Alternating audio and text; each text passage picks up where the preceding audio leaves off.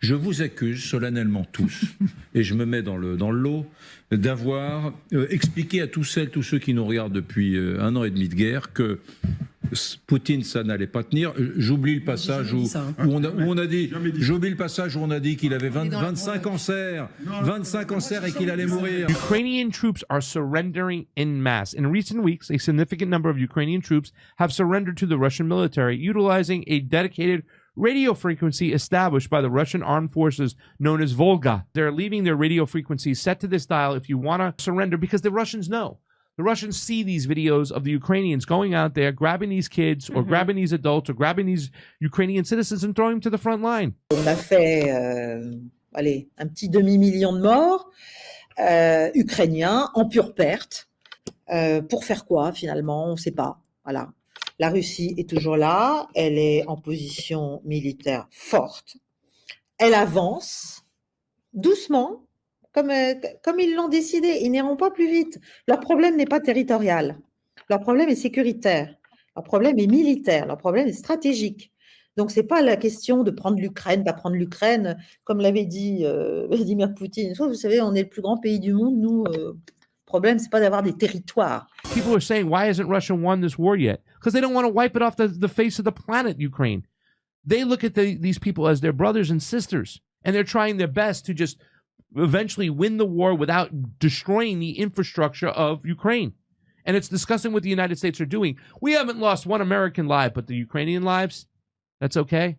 Russia has more compassion for the Ukrainian citizens than the Americans do. The American people have been with you every step of the way, and we will stay with you. We will stay with you for as long as it takes. We will stand with Ukraine as long as it takes, as much as it takes. Les sanctions internationales allaient tuer l'économie russe, que des oppositions émergeraient, que sans ces oligarques il allait s'effondrer, que l'économie s'était terminée, que des alliances, on voyait déjà dans les anciens États soviétiques des mésalliances se formaliser et qu'il n'aurait plus aucun soutien nulle part. Et ce Poutine pérore, il est l'idole du Sud, on en parlera dans un instant. À Gaza, le monde arabe est en train de dire bravo.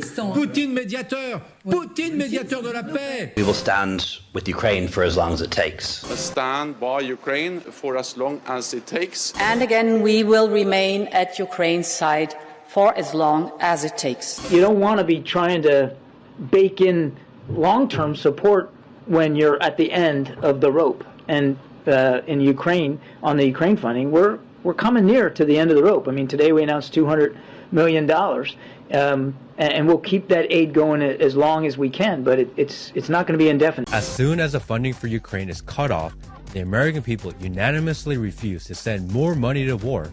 We are flooded with footage of another war. Ça, c'est quand même une sacrée diversion par rapport au fiasco en Europe. Parce que l'Occident est en plein fiasco, militaire, stratégique, politique et même économique, de plus en plus, en Europe, avec la guerre en Ukraine. Real war is not the use of military, but of controlling people's minds, perceptions, narratives. We stand with Israel, free Palestine, while we pound our chests, how quickly we forget the problems within our own borders. C'est un gouvernement suprémaciste, raciste, d'extrême droite, qui a mené pendant des décennies une politique de colonisation immonde, avec des blocus criminels, des humiliations permanentes, qui a lui-même participé au renforcement du Hamas pour perpétuer dans un calcul cynique la colonisation, et ça, malgré les condamnations répétées de l'ONU. L'État israélien a donc soutenu le Hamas pour avoir un meilleur ennemi et ainsi nourrir sa propagande de guerre et trouver de la sorte la parfaite justification de sa colonisation des terres palestiniennes. Les services secrets égyptiens qui étaient affolés de cette opération, on voit qu'ils sont affolés puisqu'ils ferment leurs frontières. Les services secrets égyptiens ont informé Benjamin Netanyahou, c'est Kamel Abbas, le ministre du renseignement, qui a appelé Benjamin Netanyahou 10 jours avant cette opération en disant « Mais qu'est-ce que vous attendez ? Il se passe quelque chose, c'est très grave ce qui va avoir lieu. » Rien. L'État israélien avait les moyens de tout savoir, ils avaient été prévenus à l'avance et tu as même le Hamas qui avait quasiment annoncé leur truc, mais rien n'a été fait pour éviter ça.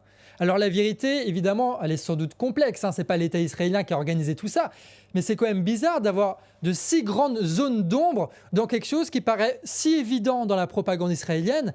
C'est bien évidemment qu'il cache quelque chose. Le Hamas, j'allais dire comme Ben Laden avec la CIA, si vous voulez, il y a un moment où il se retourne contre, contre ceux avec lesquels il a pu avoir une convergence, avec lesquels il a pu avoir une convergence tactique d'intérêt, puisque l'intérêt d'Israël était de diviser les Palestiniens, finalement. Toute l'histoire récente de l'État terroriste d'Israël a donc été la construction d'un mouvement terroriste fort en Palestine afin de justifier sa guerre, de renforcer son contrôle, de justifier sa colonisation, de diviser le peuple palestinien et de rallier le peuple israélien à l'État israélien par la peur. Alors que les forces de défense israéliennes continuent d'accumuler chars et troupes à la frontière de la bande de Gaza, les soldats de la 500e brigade de l'armée israélienne ont déjà entamé leurs préparatifs en vue d'une éventuelle incursion terrestre. Il y a une opération inédite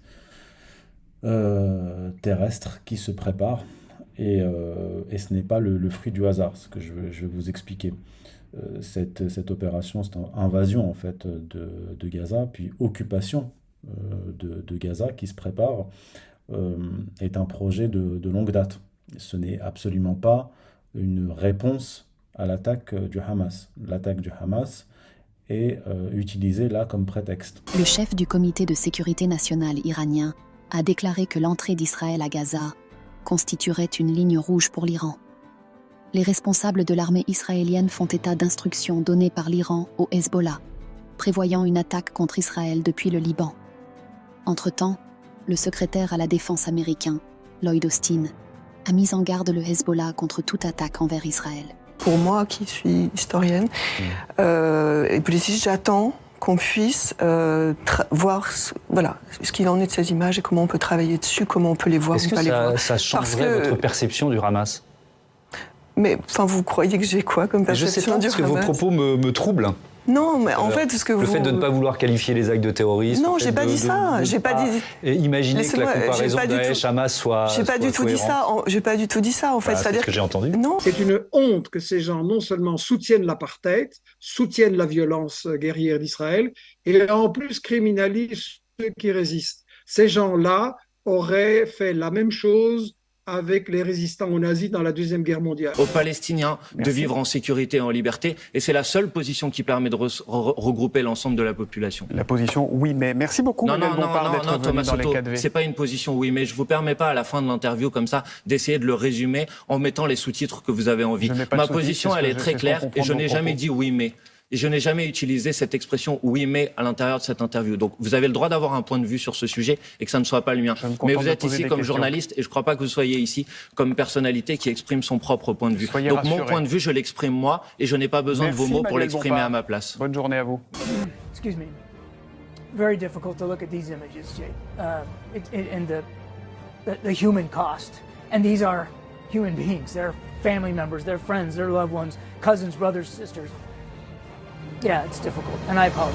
La soi-disant période tellement fantastique de l'unipolarité du monde après la fin de la guerre froide, où il s'est agi justement de porter la démocratie, de faire des révolutions dans le monde arabe, de soi-disant libérer tous ces peuples, blablabla, ça fait quoi? Mais c'est que des champs de ruines. Qu'est-ce qu'on a stabilisé? Où est-ce qu'on a apporté la paix?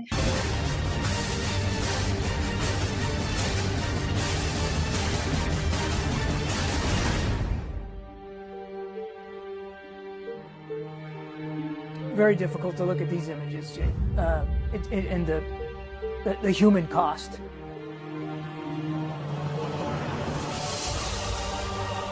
Il y a un cynisme du moralisme, de l'idéalisme occidental et du moralisme qui maintenant se voit à l'œil nu. C'est gros comme une maison, c'est l'éléphant dans la pièce. Donc tous ces pays, ils ont bien compris, quand ils n'ont pas eux-mêmes été détruits, comme l'Irak, comme la Syrie, comme la Libye, comme d'autres, ils ont bien compris, les autres ont bien regardé ce qui était arrivé à ceux-là, et tout le monde a bien compris que le magistère moral et la protection de l'Occident, tout ça, c'était du flan.